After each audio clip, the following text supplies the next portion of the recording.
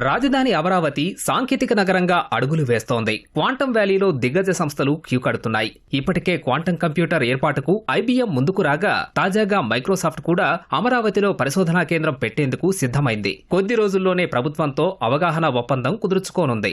IBM 156 క్యూబిట్ల సామర్థ్యంతో quantum computer ఏర్పాటుకు ప్రభుత్వంతో ఎంఓయూ కుదుర్చుకోగా, దానికి భిన్నమైన క్వాంటం కంప్యూటర్ను మైక్రోసాఫ్ట్ ఏర్పాటు చేయనుంది. అయితే మైక్రోసాఫ్ట్ ఎన్ని క్యూబిట్ల సామర్థ్యం ఉన్న కంప్యూటర్ను ఏర్పాటు చేయనుందనే దానిపై ఇంకా స్పష్టత రావాల్సి ఉందని అధికారులు చెబుతున్నారు.